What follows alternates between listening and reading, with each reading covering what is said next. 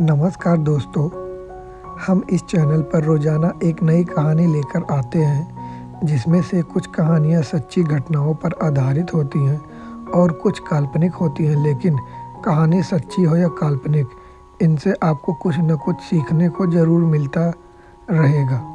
हमारा उद्देश्य इन कहानियों के ज़रिए समाज में शिक्षा फैलाना और लोगों को जागरूक करना है। अगर आप भी कहानियाँ सुनने के शौकीन हैं तो हमारे इस चैनल यानी HDB life stories YouTube channel को सब्सक्राइब कर लीजिए और साथ में घंटी को दबाकर ऑल पर सेट कर लीजिए ताकि आने वाली वीडियो आपको तुरंत मिलती रहे। तो चलिए वीडियो को करते हैं स्टार्ट। शाम को एक नंबर प्लेटफॉर्म की बेंच पर बैठी कनिका गाड़ी आने का इंतज़ार कर रही थी। तभी कंधे पर बैग टांगे एक हम उम्र का लड़का बेंच पर आकर बैठते हुए बोला, क्षमा करें, लगता है आज गाड़ी लेट हो गई है। न बोलना चाहते हुए भी कनिका ने हाँ में सिर हिला। उसकी तरफ देखा। लड़का देखने में सुंदर था। उसे भी अपनी ओर देखते हुए कनिका ने अपना ध्यान दूसरी ओर से आ रही गाड़ी को देखने में लगा दिया। उनके बीच फिर खामोशी पसर गई। इस बीच कई ट्रेनें गुजर गई। जैसे ही उनकी ट्रेन की घोषणा हुई, कनिका उठ खड़ी हुई। गाड़ी प्लेटफार्म पर आकर लगी तो वह चढ़ने को हुई कि अचानक उसकी चप्पल टूट गई और पैर पायदान में फिसल प्लेटफार्म के नीचे चला गया। कनिका के पीछे खड़े उसी अनजान लड़के ने बिना देर किए झटके से उसका पैर निकाला और फिर सहारा देकर उठाया। वह चल नहीं पा रही थी तो उसने कहा, यदि आपको बुरा ना लगे तो मेरे कंधे का सहारा ले सकती हैं। ट्रेन छूटने ही वाली है। कनिका ने हाँ में सिर हिलाया तो अजनबी ने उसे ट्रेन में सहारा दे चढ़ाकर सीट पर बैठा दिया और खुद भी सामने की सीट पर बैठ गया। तभी ट्रेन चल दी। उसने अपना नाम पूरब बता कनिका से पूछा, तुम्हारा नाम क्या है? कनिका, आपको कहाँ जाना है? अहमदाबाद। क्या करती हैं? मैनेजमेंट की पढ़ाई कर रही हूँ, वहाँ PG में रहती हूँ। आपको कहाँ जाना है? मैं भी अहमदाबाद ही जा रहा हूँ। क्या करते हैं वहाँ? भाई से मिलने जा रहा हूँ। तभी अचानक कंपार्टमेंट में 5 लोग घुसे और फिर आपस में एक दूसरे की तरफ देखकर मुस्कुराते हुए 3 लोग कनिका की बगल में बैठ गए।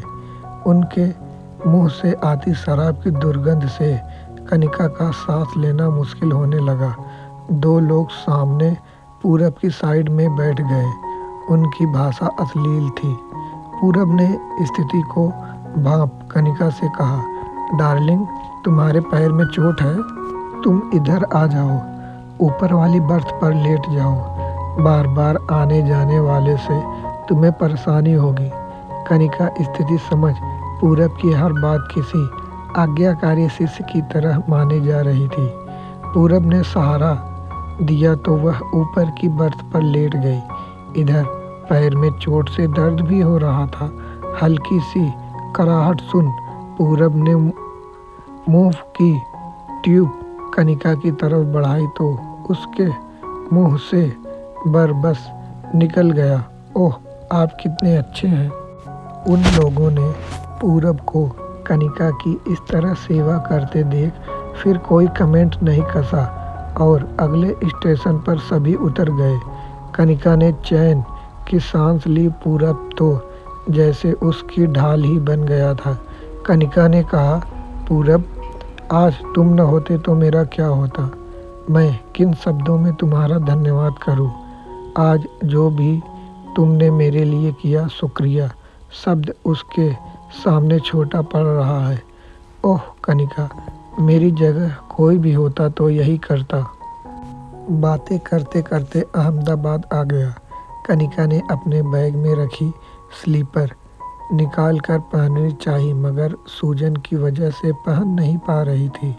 पूरब ने देखा तो झट से अपनी स्लीपर निकाल कर दे दी। कनिका ने पहन ली। पूरब ने कनिका का बैग अपने कंधे पर टांग लिया। सहारा देकर ट्रेन से उतारा और फिर बोला, मैं तुम्हें पीजी तक छोड़ देता हूँ। नहीं, मैं चली जाऊँगी। कैसे जाओगी? अपने पैर की हालत देखी है? किसी नर्सिंग होम में दिखा लेते हैं। फिर तुम्हें छोड़कर मैं भैया के पास चला जाऊँगा। आओ टैक्सी में बैठो। कनिका के टैक्सी में बैठने पर पूरब ने टैक्सी वाले से कहा, भैया यहाँ जो भी पास में नर्सिंग होम है वहाँ ले चलो। टैक्सी वाले ने कुछ ही देर में एक नर्सिंग होम के सामने गाड़ी रोक दी। डॉक्टर को दिखाया तो उन्होंने कहा, ज़्यादा नहीं लगी है, हल्की मोच है, आराम करने से ठीक हो जाएगी। दवा लिख दी है, लेने से आराम आ जाएगा। नर्सिंग होम से निकलकर दोनों टैक्सी में बैठ गए। कनिका ने अपने पीजी का पता बता दिया। टैक्सी सीधा पीजी के पास रुकी। पूरब ने कनिका को उसके कमरे तक पहुंचाया, फिर जाने लगा तो कनिका ने कहा, बैठिए, कॉफ़ी पी कर जाइएगा। अरे नहीं, मुझे देर हो जाएगी तो भैया चिंतित होंगे। कॉफ़ी फिर भी कभी पी लूँगा। जाते हुए पूरब ने हाथ हिलाया तो कनिका ने भी जवाब में हाथ हिलाया और फिर दरवाजे के पास आकर उसे जाते देखती रही। थोड़ी देर बाद बिस्तर पर लेटी तो पूरब का चेहरा आंखों के आगे घूम गया। पल भर को पूरे शरीर में सिहरन सी दौड़ गई, धड़कनें तेज हो गई। तभी कॉल बेल बजी। इस समय कौन हो सकता है, सोच कनिका फिर उठी और दरवाज़ा खोला तो सामने पूरब खड़ा था। क्या कुछ रह गया था? कनिका ने पूछा। हाँ, जल्दबाजी में मोबाइल यहीं भूल गया था। अरे मैं तो भूल ही गई कि मेरे पैरों में तुम्हारी स्लीपर है, इन्हें भी लेते जाना, कह कर कॉफ़ी बनाने चली गई। अंदर जाकर कॉफ़ी मेकर से झट से 2 कप कॉफ़ी बना लाई। कनिका पूरब को कनखियों से देख रही थी। पूरब फ़ोन पर भाई से बातें करने में व्यस्त था। 1 कप पूरब की तरफ चाय बढ़ाया तो पूरब की उंगलियां उसकी उंगलियों से छू गई। लगा जैसे एक तरंग सी दौड़ गई शरीर में। कनिका पूरब के सामने बैठ गई।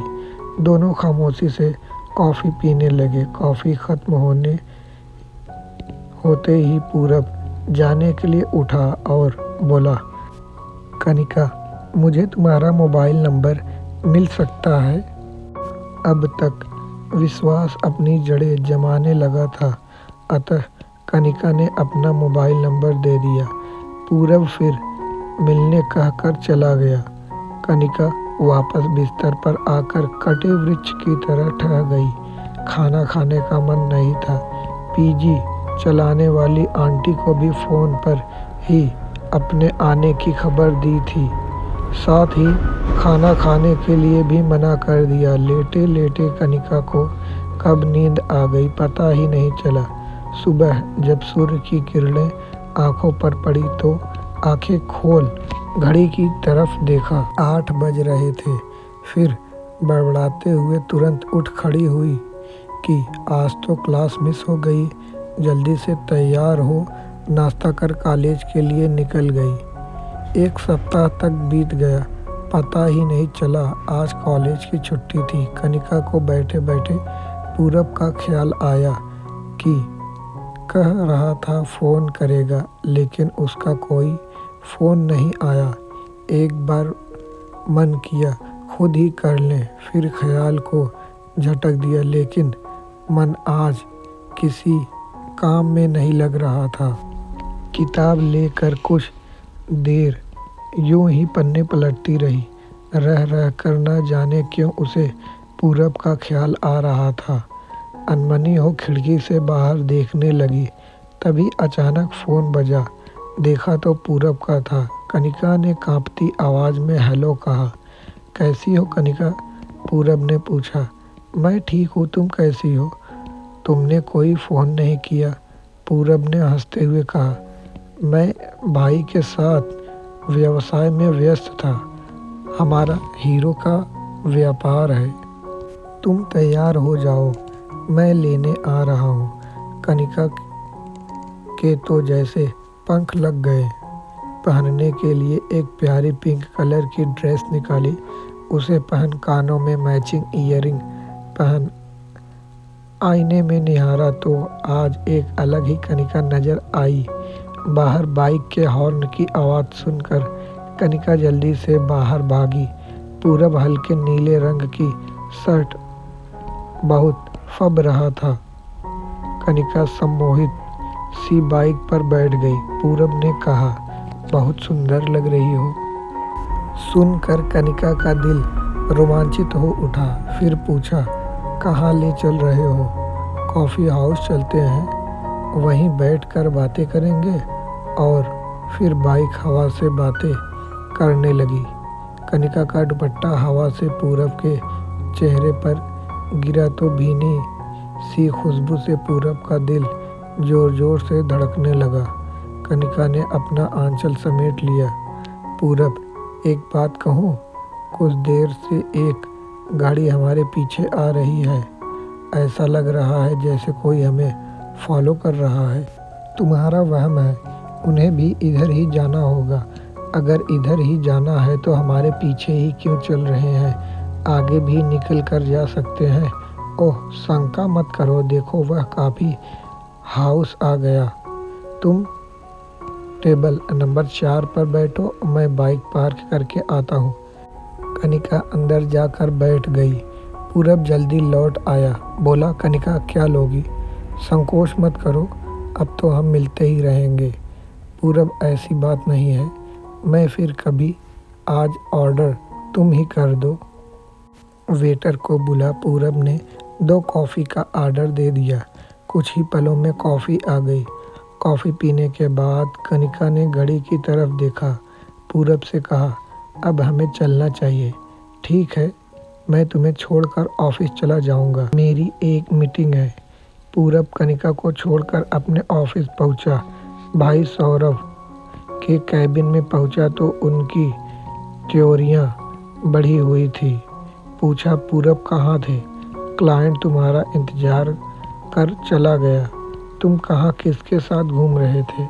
मुझे सब साफ साफ बताओ। अपनी एक दोस्त कनिका के साथ था। आपको बताया तो था। मुझे तुम्हारा इन साधारण परिवार के लोगों से मिलना जुलना पसंद नहीं है, और फिर बिजनेस में ऐसे काम नहीं होता है। अब तुम घर जाओ और फ़ोन पर क्लाइंट से अगली मीटिंग फिक्स करो। जी भैया। कनिका और पूरब की दोस्ती को 6 महीने बीत गए। मुलाकातें बढ़ती गई। अब दोनों एक दूसरे के काफ़ी नज़दीक आ गए थे। एक दिन दोनों घूमने के लिए निकले, तभी पास से एक बाइक पर सवार 3 युवक बगल से गुजरे कि अचानक सनसनाती हुई गोली चली, जो कनिका की बाह को छूती हुई पूरब की बाह में जा धंसी। कनिका चीखी, गाड़ी रोका। पूरब ने गाड़ी रोक दी। बाह से रक्त की धारा बहने लगी। कनिका घबरा गई। पूरब को सहारा देकर वहीं बाइक के किनारे बाह पर दुपट्टा बांध दिया और फिर मदद के लिए सड़क पर हाथ दिखा गाड़ी रोकने का प्रयास करने लगी। कोई रुकने को तैयार नहीं। तभी कनिका को ख्याल आया। उसने 100 नंबर पर फ़ोन किया। जल्दी पुलिस की गाड़ी पहुंच गई। सबकी मदद से पूरब को अस्पताल में भर्ती करा। पूरब को फ़ोन से उसके भाई को फ़ोन पर सूचना दे दी। डॉक्टर ने कहा कि काफ़ी खून बह चुका है, खून की ज़रूरत है। कनिका अपना खून देने के लिए तैयार हो गई। ब्लड ग्रुप चेक कराया तो उसका ब्लड ग्रुप मैच कर गया, अतः उसका खून ले लिया गया।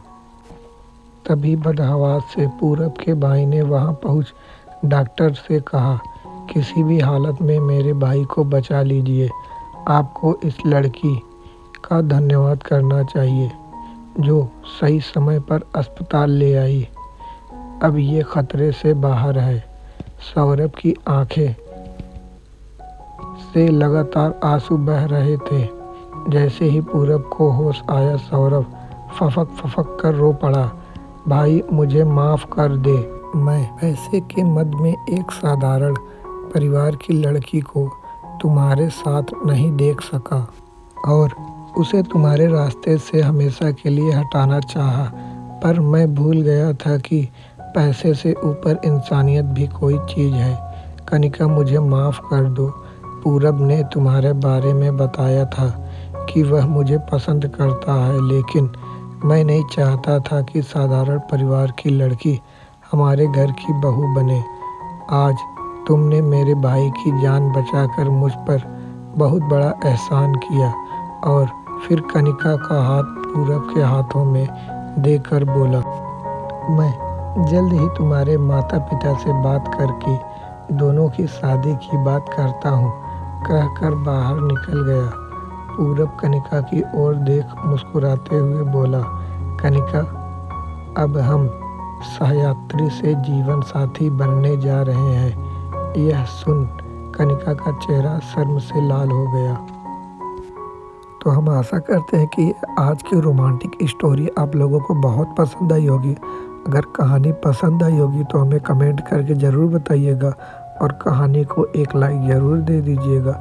और अगर आपने हमारे चैनल को अभी तक सब्सक्राइब नहीं किया है तो नीचे सफ़ेद कलर का सब्सक्राइब बटन है, उसको सब्सक्राइब करके नोटिफिकेशन ऑल पर सेट कर दें ताकि कोई भी कहानी आपसे मिस ना हो।